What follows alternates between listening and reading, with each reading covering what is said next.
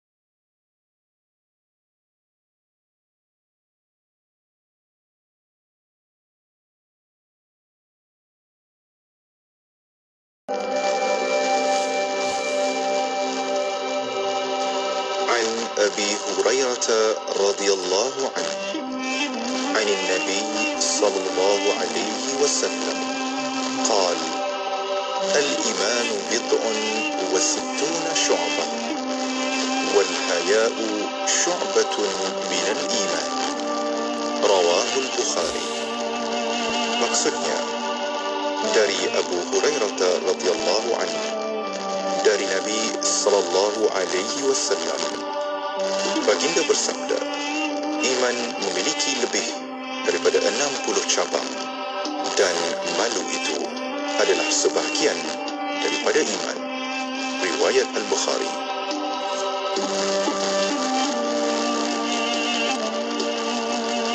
أعوذ بالله من الشيطان الرجيم. بسم الله الرحمن الرحيم. الحمد لله رب العالمين. الصلاة والسلام على أشرف الأنبياء والمرسلين وعلى آله وصحبه وبارك وسلم. اللهم يا دافع البلاء يا الله، يا دافع البلاء يا رحمن، يا دافع البلاء يا رحيم. ادفع عنا كل بلاء الدنيا وبلاء الآخرة، وشر الدنيا وشر الآخرة، ومن عدو من الإنس والجن ومن الشيطان وإبليس، وما يطير في الهواء وما ينزل من السماء وما يخرج من الأرض برحمتك يا أرحم الراحمين. وصلى الله على سيدنا محمد وعلى آله وأصحابه أجمعين، والحمد لله رب العالمين. يا ربي لك الحمد كما ينبغي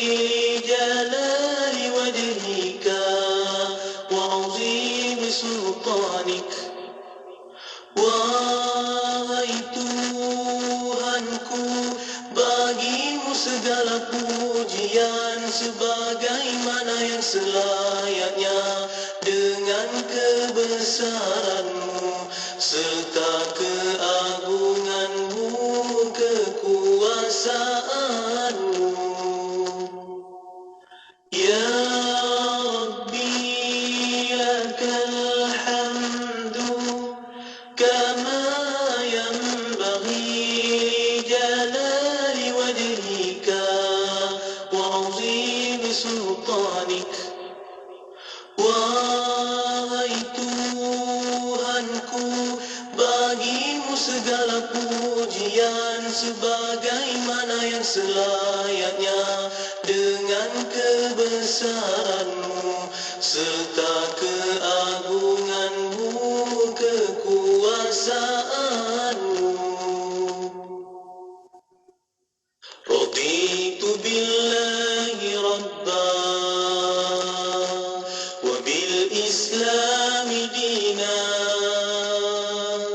wa bi Muhammadin nabiyyan wa rasula. Aku rida Allah sebagai Tuhan dan Islam sebagai agama, Nabi Muhammad sebagai Nabi dan Rasul. Raditu billahi rabba wa bil islami dina wa bi Muhammadin nabiyyan wa rasula. Aku rida Allah sebagai Tuhan dan Islam sebagai agama, Nabi Muhammad sebagai Nabi dan Rasul. Ketahui bila segmen-segmen kegemaran anda akan ke udara di Radio IKIM. Layari www.ikim.my dan klik di ruangan radio.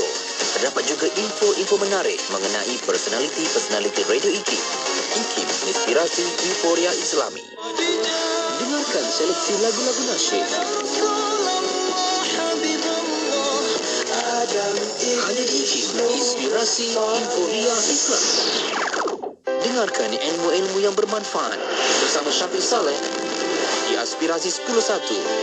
IKIM, inspirasi euforia Islami.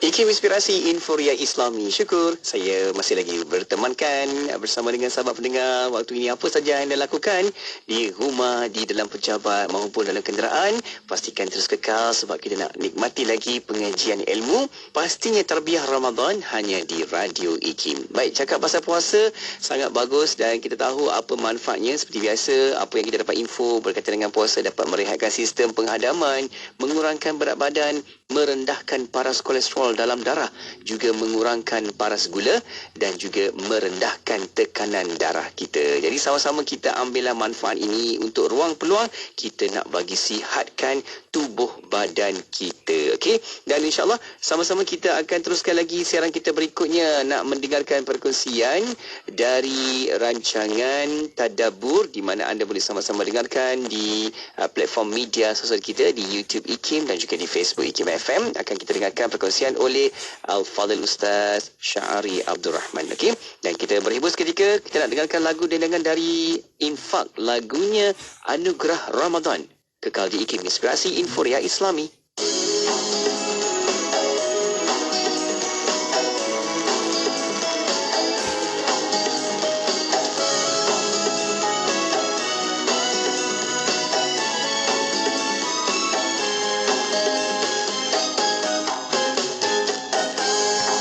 Datangnya sesuatu yang dirindu, sekian lama menunggu untukku mengadu. Hadirnya Ramadan, tibanya Ramadan, janganlah ia pergi. Pintu Allah yang sedang menanti, dihidang kepada semua mukmin yang sejati. Menyambut Ramadan, hargai Ramadan, lafaz syukur di hati.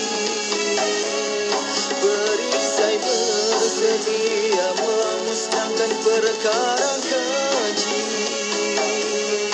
Kehauman menyemarakan bumi cintaan ilahi. Biarkanlah Ramadan memberi ketenangan di hati, menutupi segala kecacatan. Biarkanlah Ramadan memberi ibadah dicintai Allah yang Maha Kuasa dan menilai diri. Keimanan dan juga ketakwaan menyuci segala nafsu amarat dilawan. Gerang kelaparan binti tak tertahan hanya kerana Tuhan. Keagungan Quran mengajarkan semampunya kita untuk menghadamkan rahsia kuasa ibadah yang mulia bukti kebesarannya. Berpuasalah dengan sepenuh hati, ikhlas hanya ilahi. Mohonlah kemenangan Ramadan sepanjang masa diberi.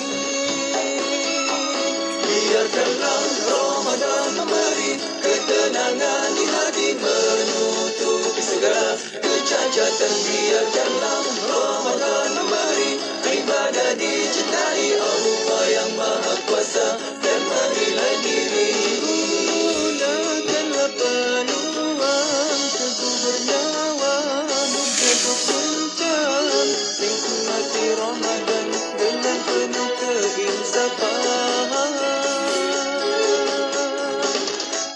Berbakti bersungguhlah mengubah diri terus bertarbiyah. Jasad yang dikandung penuh rahmat Allah melimpah.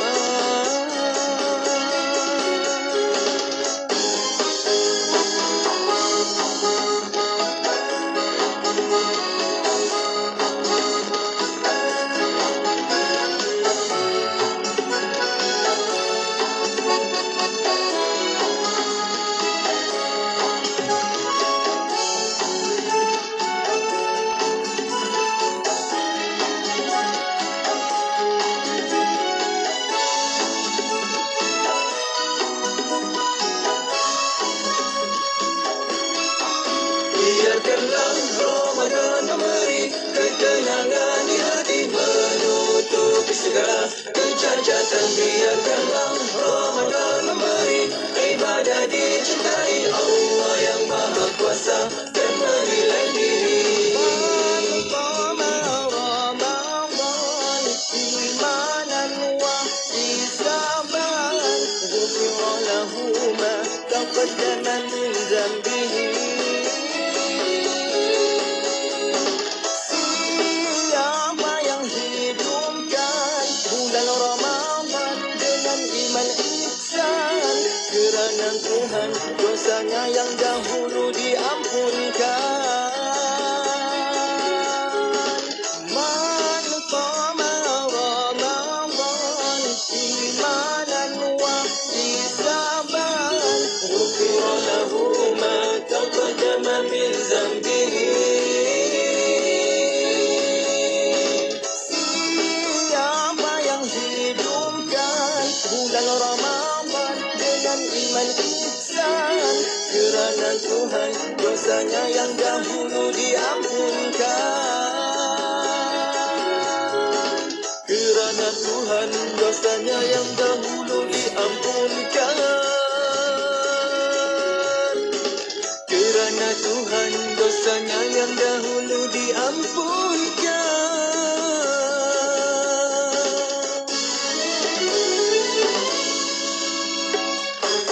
Labbaik Allahumma labbaik. Baca talbiah, Mat. Iyalah Mak Su, insya-Allah saya nak ke umrah hujung bulan ni. Ya ke, Mat? Dengan siapa? Dengan Zahazan Travel. Ustaz Zahazan ada syarikat pelancongan ke, Mat? Iyalah Mak Su, ramai dah pergi umrah dengan Zahazan Travel. Ada banyak lagi destinasi yang Zahazan Travel kendalikan. Selain umrah, seperti Balkan, Uzbekistan, Baitul Maqdis, Turki dan Eropah pun ada. Ramai yang dah pergi dan sedang buat tempahan dengan Zahazan Travel ni. Macam mana nak pergi dengan Zahazan Travel ni, Mat? Senang je Mak Su. Hubungi 011-5862-9475 atau layari www.zahazantravel.com. Mana nak cari barang kemas 916? Siti percuma. Ada ke rekaan terkini serta kos upah percuma? Siti percuma. Apa ni? Siti percuma, Siti percuma, Siti percuma ni. Siti Jewels lah dengan kos upah percuma. Terbaru, Siti Jewels ada kedai terbesar di Meru Ipoh. Siti Jewels ni King Jewellery of Ipoh tau. Jom serbu Siti Jewels Wangsa Maju, Seksyen 7 Shah Alam, Ceras Selatan dan Meru Ipoh. Apalagi kau cari, semuanya di sini. Semuanya ada di Siti Jewels. Ramadan yang ditunggu kini tiba. Perbanyakkanlah amalan mulia di bulan Ramadan ini. IKIM menawarkan 2 buah buku Madrasah Ramadan, iaitu Madrasah Ramadan, pengajaran dari pelbagai dimensi, dan Madrasah Ramadan, iktibar sepanjang masa dengan potongan harga sebanyak 20% untuk satu tajuk atau 40% untuk kedua-duanya sekali. Dapatkan di www.ikimniaga.my atau melalui aplikasi Shopee dan Lazada. Cari IKIM Jarak Niaga, hubungi atau WhatsApp ke talian 019-238-0466 untuk bantuan. Promosi terhad sehingga 16 April 2023. Dapatkan sekarang. Sahabat-sahabat, jom kita sahut seruan Nabi untuk beri makan kepada orang yang berbuka puasa. Kerana memberi makan orang yang berbuka, pahalanya sama seperti orang yang berpuasa. Mari bersama saya, Ustaz Zul Ramli, untuk kita sama-sama jayakan program sedekah berbuka di 3 tanah suci, Mekah, Madinah dan Palestin. Untuk bersedekah, layari theumrah.my atau hubungi 019-799-7897. Sentiasa bersama berkongsi info terkini. Pastinya di IKIM, Inspirasi Inforia Islami.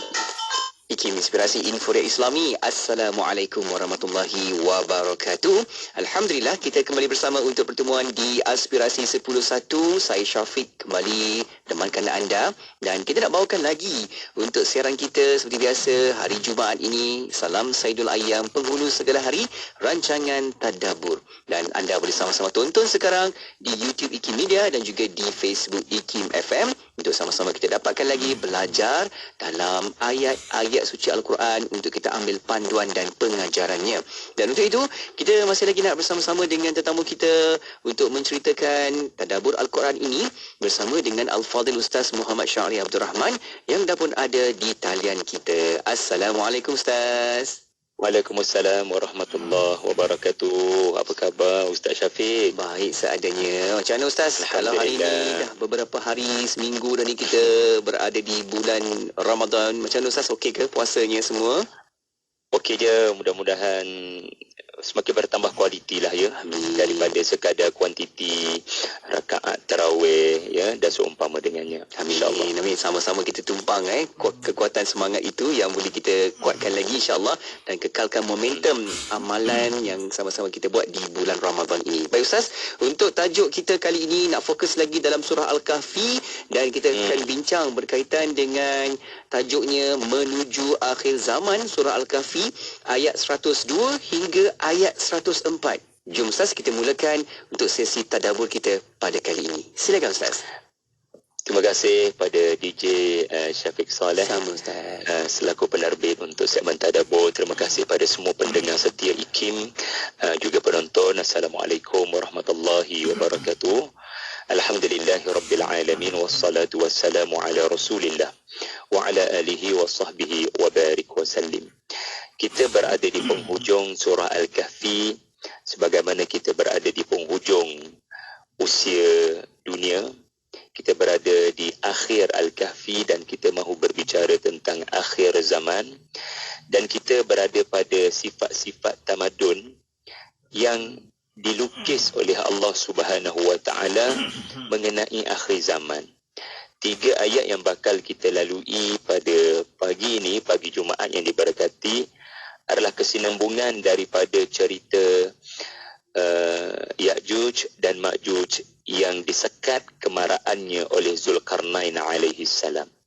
Kita berada di akhir zaman di mana detik-detik fitnah besar akan datang kepada kaum muslimin. Kita kena membina tembok kita sendiri ke dalam hati kita supaya iman kita tidak diganggu-gugat oleh penceroboh-penceroboh ya yang mempunyai watak dan sifat seperti Ya'juj dan Ma'juj. Dan ketahuilah ya, di antara tanda-tanda besar kiamat memang pun ada kaitan dengan surah Al-Kahfi, ada kaitan dengan Zulkarnain, iaitulah Ya'juj dan Ma'juj yang melakukan kerosakan. Izinkan saya berkongsi sinopsis ayat 102 hingga 104. Bismillahirrahmanirrahim. Afahasibal ladina kafaru an yattakhidhu ibadi min duni awliya inna a'tadna jahannama lil kafirina nuzula. Maka adakah orang-orang kafir itu boleh mereka menyangka yang mereka mengambil hamba-hambaku sebagai makhluk yang disembah selain daripada aku, itu boleh menolong mereka? Sesungguhnya kami telah sediakan neraka Jahannam bagi orang-orang kafir itu sebagai tempat bertamu. Qul hal nunabbi'ukum bil akhsarina a'mala. Katakanlah wahai Muhammad, mahukah kami khabarkan kepada kamu dan kalian akan orang-orang yang paling rugi segala amal-amal perbuatan mereka? Alladhina dhalla sa'yuhum fil hayatid dunya wahum yahsabuna annahum yuhsinuna sun'a. Itulah orang yang telah sia-sia segala amal usahanya dalam kehidupan dunia ini, sedangkan mereka menyangka bahawa mereka sentiasa melakukan yang betul dan yang baik pada apa sahaja yang mereka lakukan. Jadi ini ciri-ciri, boleh saya katakan, fitnah Dajjal yang mesti kita berhati-hati kerana Allah Subhanahu Wa Taala sedang mendatangkan gambarnya, sedang mendatangkan lukisannya.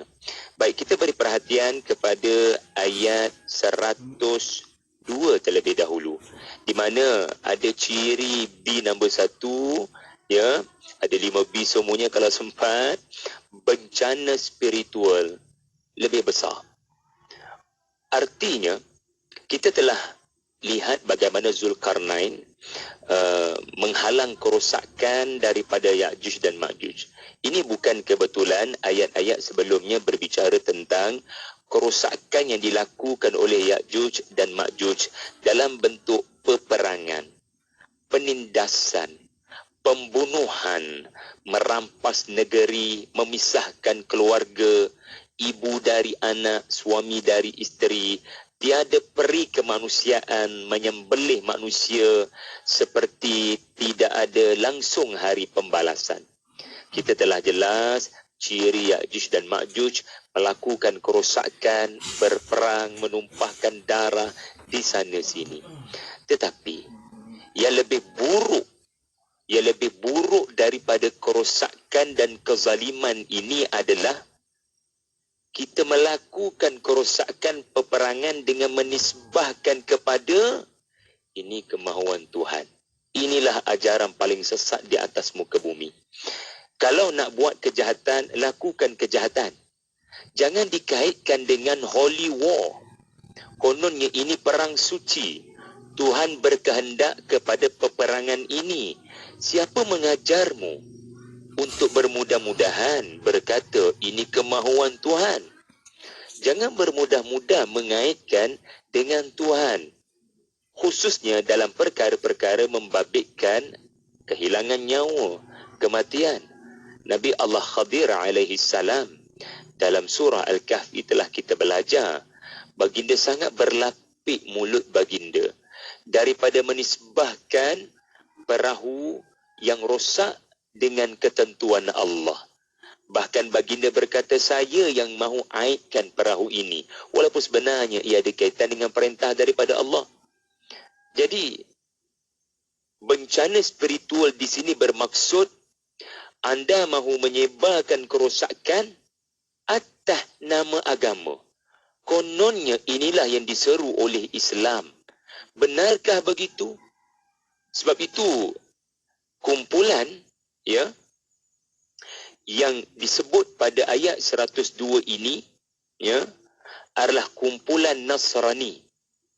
daripada awal surah Al-Kahfi, anda memang akan mendapati Allah sangat murka dengan kumpulan yang menyebut Allah ada anak. Maha suci Allah daripada mempunyai anak ataupun memerlukan kepada sekutu dan makhluk.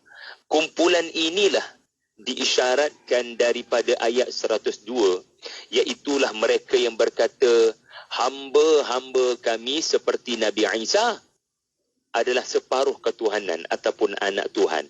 Kumpulan inilah di akhir zaman nanti, ia yang akan melakukan apa yang telah dilakukan oleh Ya'juj dan Ma'juj, iaitulah menyebarkan peperangan. Cumanya mereka ini menisbahkan kepada Tuhan. Mereka beranggapan peperangan mereka itu adalah sebahagian daripada tuntutan agama. Sedangkan benarkah ia tuntutan agama?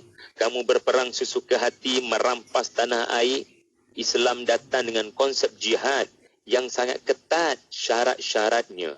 Tidak boleh bermudah-mudahan mengisytiharkan jihad. Dan yang paling penting, Islam menekankan niat. Tujuan akhir daripada jihad tidak boleh ada kaitan dengan harta kebendaan. Tidak boleh ada kaitan dengan kemahuan hawa nafsu. Ia mesti fi sabilillah. Hanya semata-mata kerana Allah. Apabila dakwah terhalang, maka ada keperluan jihad. Seperti utusan dibunuh, ada keperluan jihad. Ataupun adanya mereka yang tidak berdosa dimusnah, dibunuh oleh kuasa besar yang tidak mengenal erti hari pembalasan. Maka kaum muslimin ada peranan untuk mencegah kerosakan itu dari menjadi kanser yang semakin merebak. Ini yang pertama. Ya, bencana, kerosakan, peperangan atas nama agama lebih buruk daripada mana-mana bencana peperangan. Ya. Yang kedua, bermulanya kerosakan akidah. Ini B nombor 2. Juga kita pelajari daripada ayat 102. Ayat 102 menceritakan adanya kumpulan orang kafir yang mempercayai wali-wali dari kalangan hamba-hamba Allah itu sendiri boleh menyampaikan hajat kepada Tuhan. Ayat 102 memang menyebut kepercayaan sekumpulan manusia yang kafir di sisi Allah. Mereka mencipta satu doktrin. Mereka mencipta ajaran sesat. Kononnya ada fulan bin fulan boleh membantu hajat kamu sampai kepada Tuhan. Ayyattakhidhu ibadi min duni awliya. Tuan-puan, kita dah lalu cerita pemuda-pemuda Al-Kahfi. Yang kita telah maklum di penghujung cerita itu, masyarakat melihat mereka sangat ajaib. Sehingga kematian mereka itu mesti dibesar-besarkan dengan bunyanan. Mesti dibina tugu peringatan muzium dengan description yang detail tentang mereka. Itu tidaklah salah. Tetapi pemerintah pada waktu itu Muslim, mukmin, sangat risau. Kalau boleh berlakunya khurafat di kubur-kubur pemuda Al-Kahfi, maka cepat-cepat bergegas si pemerintah, alladzina ghalabu ala amrihim lanattakhidanna alaihim masjida. Kebimbangan si pemerintah yang ada karakter Zulkarnain, iaitulah mencegah daripada kerosakan akidah dengan membina masjid. Maknanya bila kamu kagum dengan karamah yang Allah beri kepada wali-walinya ini 7 orang, jangan puji depa, pi puji Allah. Depa tak ada apa. Allah pemilik segalanya. Yang tu kita kena ingat. Dan tuan-puan, syirik ni dia bermula daripada sehalus-halus perasaan. Apa perasaan tu? Rasa macam Tuhan tak dengar doa saya. Hati-hati. Saya dah banyak dah berdoa nak dapat anak, nak dapat jodoh, nak dapat pekerjaan. Tapi macam tak ada lah. Allah macam tak respon. Mungkin sebab saya banyak dosa. Jadi saya nak pergilah kepada orang yang lebih soleh. Bukan Ustaz Syafiq Saleh. Ya, nak pergi pada orang yang lebih soleh. Mudah-mudahan mereka boleh sampaikan hajat saya kepada Allah. Kita tidak ada masalah dan tidak ada salah pun meminta orang-orang saleh mendoakan kita. Yang jadi masalah, bila kamu mula memuja-muja orang saleh itu dan beranggapan dia ada sesuatu yang menunjukkan dia luar biasa. Sedangkan ya, dia hanya dikurniakan Allah kelebihan. Kalau Allah tak bagi, dia tak ada apa-apa. Jadi syirik boleh berlaku dari kalangan umat Islam dengan hanya perasaan Tuhan terlalu lambat memperkenankan doa saya. Hati-hati dengan virus ini. Sebab apa? Ini zaman Grab. Semua perkara nak cepat. Dan itu penting bagi umat Islam. Kita kena manfaatkan teknologi. Semua benda kena cepat. Tetapi takkanlah sampai hubungan kamu dengan Tuhan pun kamu nak Allah jadi customer. Kamu nak kamu seumpama customer yang mana kamu boleh demand sesuatu daripada Tuhan dengan pantas. Allah ada sebab delay kamu punya permintaan. Ya, jadi kita kena sangat berwaspada dengan satu kefahaman di mana muncul daripada Nasrani. Kalau kamu nak hajat-hajat dunia kamu tercapai, pergi pada pederi ini, bayar sejumlah wang, dia akan doakan kamu untuk kamu bersegera mendapat keduniaan. Kita sebenarnya rasa marah doa tidak mustajab sebab kita mahukan keduniaan sebenarnya. Kita tidak mementingkan dalam doa apa yang boleh menyelamatkan akhirat kita. Kita nak jodoh, kita nak rezeki, kita nak kaya, kita nak profesor, kita nak doktor, kita nak datuk, kita nak gelaran, kita nak segala apa yang di dunia. Dan kelihatan Allah tidak mustajabkan hajat-hajat keduniaan. Lalu kita pergi kepada orang-orang tertentu untuk mohon bantuan agar Allah kurniakan. Nampak sangat materialistik yang bersembunyi di sebalik doa. Saya ulang. Adanya unsur materialistik. Sangat cintakan dunia. Bersembunyi di sebalik doa. Doa ni baik.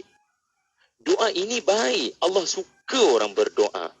Tetapi kalau dalam doa tu penuh dengan senarai-senarai keduniaan. Dan mula bersangka buruk bila Tuhan tidak perkenankan. Dan mula pergi kepada orang-orang tertentu yang kononnya boleh menyebabkan kamu murah rezeki, boleh dapat ramai anak, boleh menyebabkan perniagaan kamu menjadi berkembang.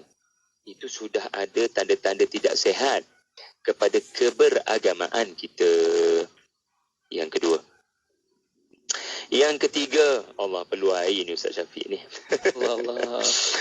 Tak apa, pelan-pelan kan. Pelan-pelan, kita kayuh pelan-pelan. Ya, Okey, yang ketiga, beri perhatian kepada kualiti.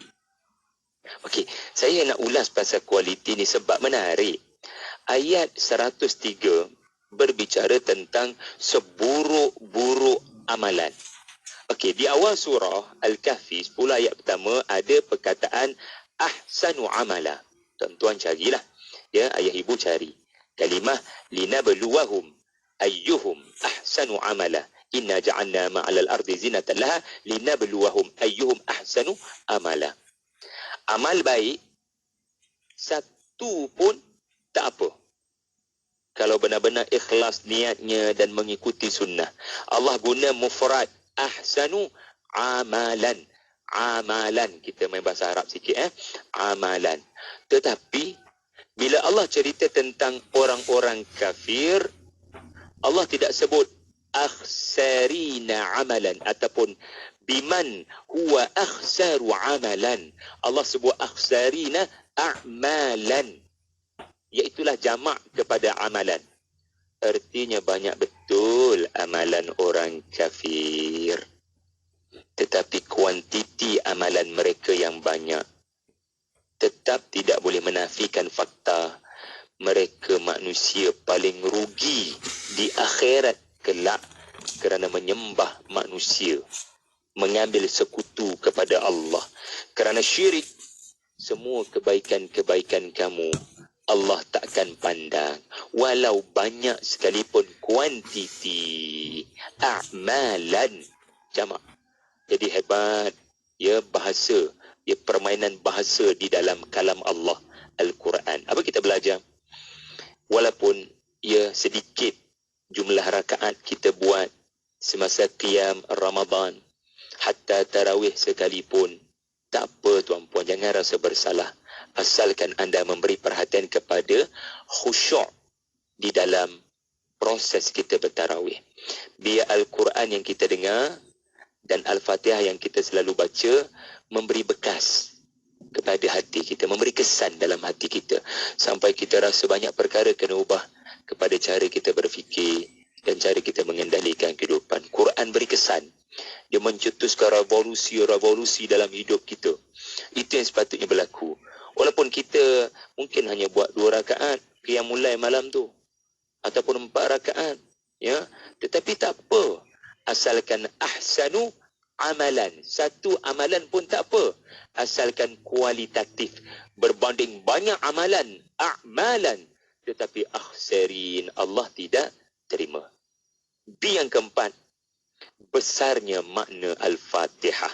Dalam surah Al-Fatihah, inilah surah paling banyak kita dengar dan kita baca dalam bulan Ramadan. Betul tak, Ustaz Syafiq? Sebab Al-Fatihah di luar Ramadan paling kurang 17 kali. Tetapi di dalam Ramadan 17 plus 8 rakaat tarawih, plus 20 rakaat tarawih, plus 3 witir. Banyak benar kita mendengar dan membaca Al-Fatihah. Ayat terakhir, waladdallin. Jangan jadikan kami, ya Allah, dari orang-orang yang dal, orang sesat. Apa tafsiran sesat? Dalam surah Al-Fatihah, ayat terakhir, datang ayat 104, menghuraikan ad-dallin dengan sifat dhalla. Alladzina dhalla sa'yuhum. Apakah ciri ad-dallin? Orang yang melakukan banyak amalan tetapi tidak berasaskan ilmu. Ia hanya menuruti kepada perbuatan atuk nenek moyang terdahulu. Bila ditanya, apa dasar agama kepada amalan ini? Lalu dijawab, kami sekadar mengikut secara tradisional apa yang telah ditinggalkan oleh nenek moyang kami.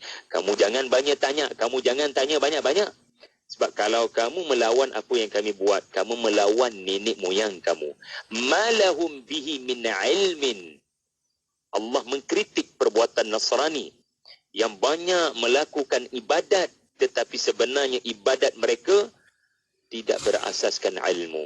Nabi Isa tak pernah ajar begini. Tetapi mereka bila ditegur, tidak boleh terima. Mereka terus menerus berada dalam keadaan jahil ketika mereka banyak beramal. Inilah ciri ad-dallin yang boleh berlaku kepada kita kaum muslimin. Sebab Allah tidak sebut ghairil yahuda walan nasara amin. Tidak dalam surah Al-Fatihah. Allah sebut dengan gaya bahasa penyakit itu boleh kena pada kita. Ad-dallin telah berlaku pada Nasrani, ad-dallin boleh berlaku kepada kaum muslimin. Apakah ia? Yahsabuna annahum yuhsinuna sun'a. Mereka sangka mereka telah banyak melakukan kebaikan. Tetapi dari sudut ilmu, dari sudut pertimbangan syarak, dari sudut pertimbangan Al-Quran dan As-Sunnah, perbuatan itu telah terkeluar daripada agama. Tiba-tiba mereka kata itu agama. Hanya kerana mak ayah mereka kata agama. So kita jangan mudah-mudah mengatakan ini sebahagian daripada agama, kalau jelas ia bertentangan dengan apa yang Allah kata dan apa yang Rasul kata. So besar makna Al-Fatihah.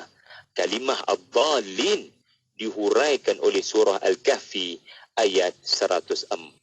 Yang terakhir, bertautnya 10 ayat pertama dengan 10 ayat terakhir. Inilah yang akan berlaku pada siri yang lepas, siri kali ini dan 2-3 siri ke depan. Anda akan mendapati Rasulullah sangat bijak.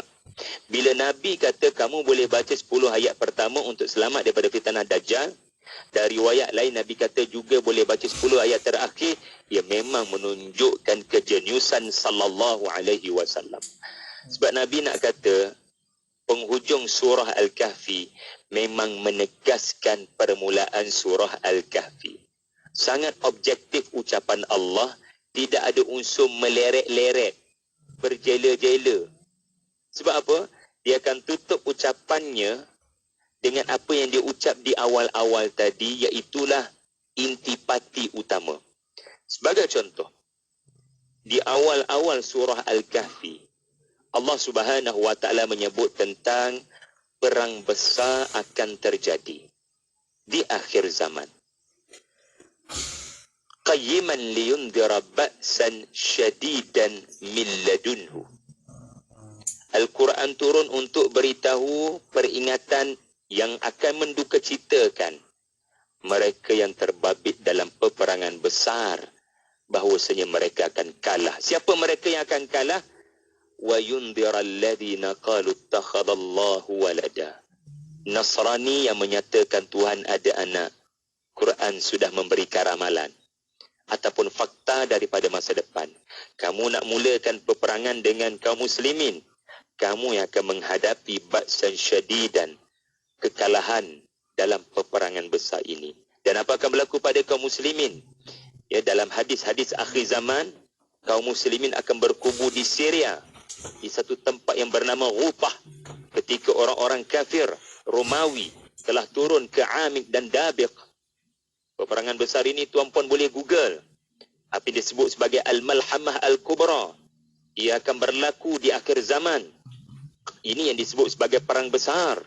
Ya, ba'san syadidan. Tetapi Allah memberikan berita gembira. Dalam surah Al-Kahfi, orang-orang mukmin akan menang. Walaupun jumlah mereka kerdil, tetapi mereka mempunyai kualiti. Innahum fityatun amanu bi rabbihim. InsyaAllah kumpulan kaum muslimin akan dipimpin oleh pemimpin sehebat Zulkarnain yang menakluk timur dan barat dunia, dan mudah-mudahan beliaulah Isa ibnu Maryam yang akan mematahkan salib dan berkata, tidak betul tindakan kamu mengatakan aku hamba Allah adalah sekutu kepada Allah. Kamu tak betul. Dan hari ini akan terbukti perang Badar akan berulang, iaitulah kaum muslimin akan menang ke atas kaum Nasrani dalam peperangan Al-Malhamatul Kubra, yang merupakan di antara tanda-tanda sudah sangat hampirnya kiamat. Barakallahu fikum Ustaz Syafiq. Itu saja 5B wallahu alam. Masya-Allah Ustaz, jelas dan juga sangat bermanfaat dengan apa yang kita perhalusi satu persatu. Ada 5B tadi Ustaz ada kongsikan dengan kita. InsyaAllah semoga kita dapat sama-sama ambil panduannya dan juga kita boleh terus meneliti surah Al-Kahfi ini, bacakan lagi dan kita adaptasi makna maksudnya untuk sama-sama kita jadikan sebagai garis panduan kepada kita. Terima kasih Ustaz atas perkongsian. InsyaAllah kita akan jumpa lagi untuk pertemuan yang akan datang. Jaga diri baik-baik sana Ustaz. Okey. Assalamualaikum. Waalaikumsalam warahmatullahi wabarakatuh. Alhamdulillah. Terima kasih juga kepada sahabat-sahabat, rakan-rakan yang terus ikuti kita di platform media sosial, di YouTube dan juga di Facebook IKIM. Dan teruskan setia bersama IKIM sebab banyak lagi perkongsian selepas ni hanya di IKIM, Inspirasi Inforia Islami. Lembah Kelang 91.5 FM.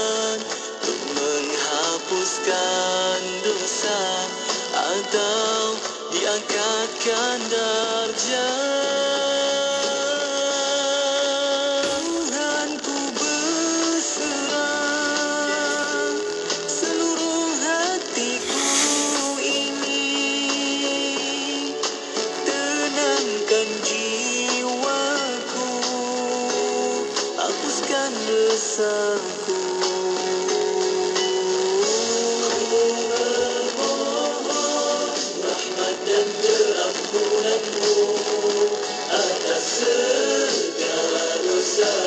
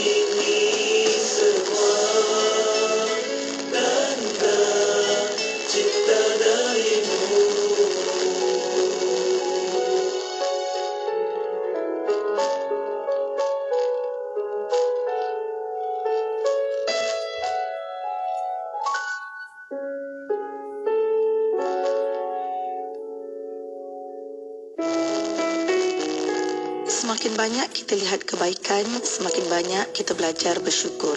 Semakin banyak kita belas kasihan, semakin lunak hati kita. Janganlah berkasar, jagalah mulut lidah. Belajarlah jujur dan takut pada Allah di depan dan di belakang. Hati yang tenang tidak terkesan dengan pujian dan kejian. Ia hidup kerana Allah dan ia tunduk kerana cinta.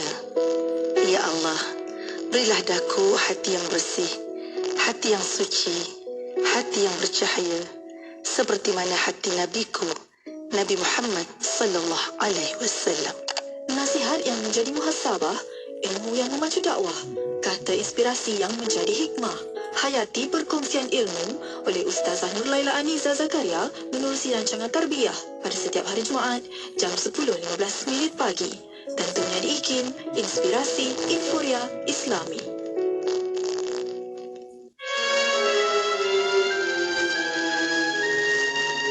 Dalam berbagai riwayat hadis dilaporkan bahawa Sayyidina wa Maulana Muhammad Rasulullah sallallahu alaihi wasallam apabila berkhutbah di masjidnya, baginda akan berdiri di atas sepotong batang pohon tamar yang dikhaskan untuknya.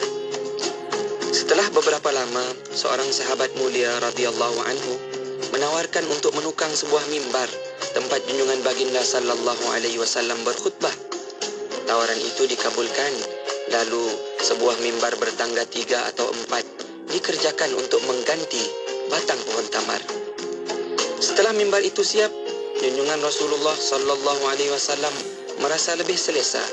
Lalu baginda pun mula meninggalkan batang pohon tamar dan menggunakan mimbar yang disediakan untuknya.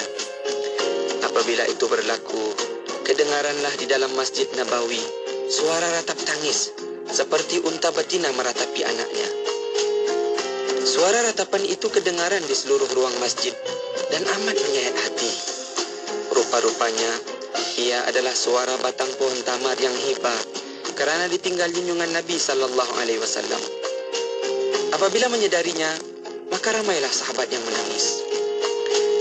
Batang pohon tamar itu terus menangis hinggalah junjungan Rasulullah sallallahu alaihi wasallam datang kepadanya dan memeluknya.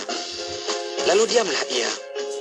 Baginda kemudian bersabda, "Walladhi nafsi biyadih, law lam altazimhu, lam yazal hakadha ila yaumil qiyamah, tahazzunan ala Rasulillah sallallahu alaihi wasallam."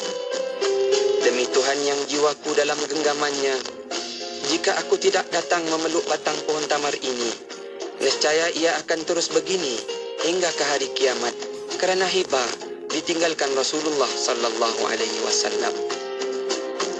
Demikianlah kerinduan batang pohon tamar kepada junjungan Nabi kita sallallahu alaihi wasallam. Dan setiap kali Sayyidina Al-Hasan Al-Basri radhiyallahu anhu menceritakan kisah ini, beliau akan menangis dan mengujar, "Wahai manusia para hamba Allah, sepotong kayu meratap hibah, rindu kepada Rasulullah sallallahu alaihi wasallam kerana tahu siapa baginda itu. Selayaknya kamu sekalian lebih patut untuk rindu menemuinya." Petikan tadi telah disunting dari kitab Asy-Syifa bi Ta'rifi Huquqil Mustafa sallallahu alaihi wasallam karya Al-Imam Al-Qadhi Iyad bin Musa Al-Maliki radhiyallahu anhu.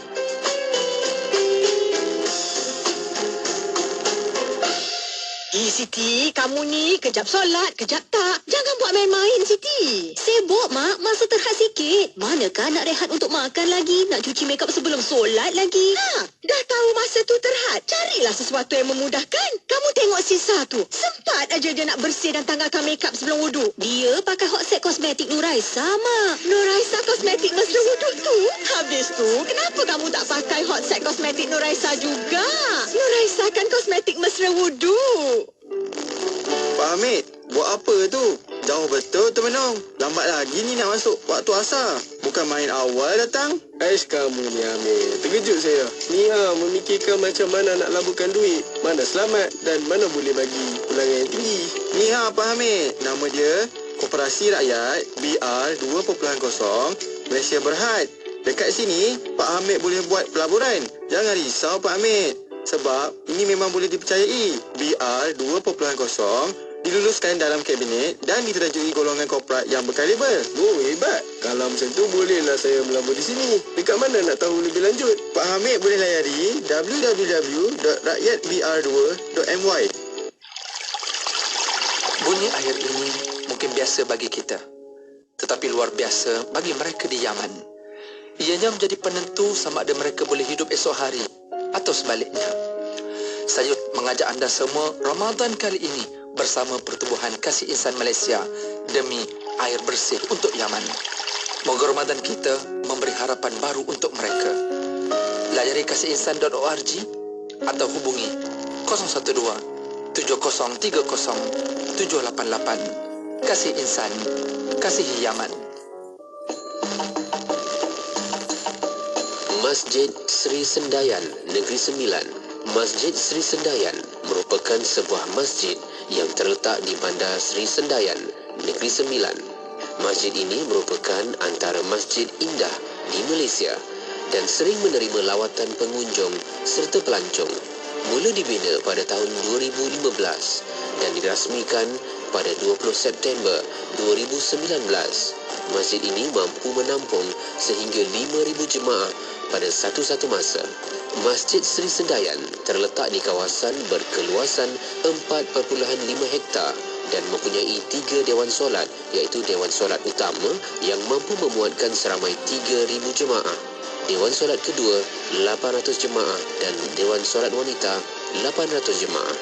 Masjid ini turut dilengkapi dengan bilik kuliah, perpustakaan, Dewan Serbaguna, bilik pengurusan jenazah, bangunan pentadbiran, Dewan Makan, 6 unit rumah sebagai kediaman petugas masjid. Kebanyakan seni bina dalaman masjid ini ditempah khas, termasuk ukiran kayu pada dinding di Dewan Solat, penggunaan saduran berwarna emas, tulisan khat serta penggunaan bongkah jubin sebagai dinding berhampiran mimbar.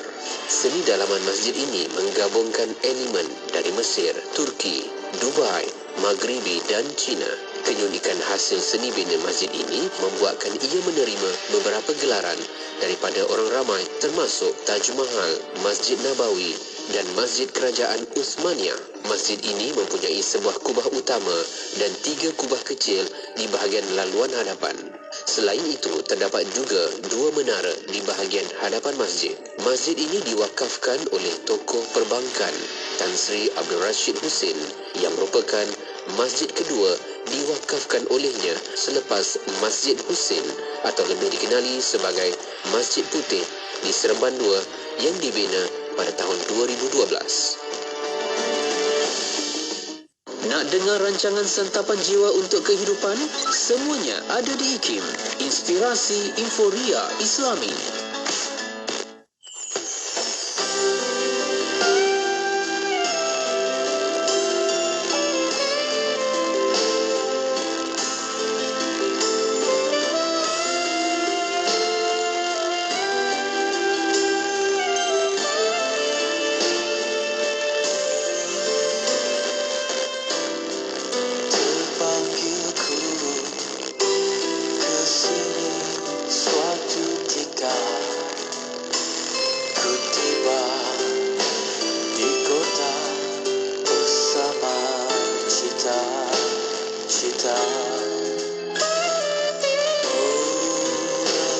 Hati terpaut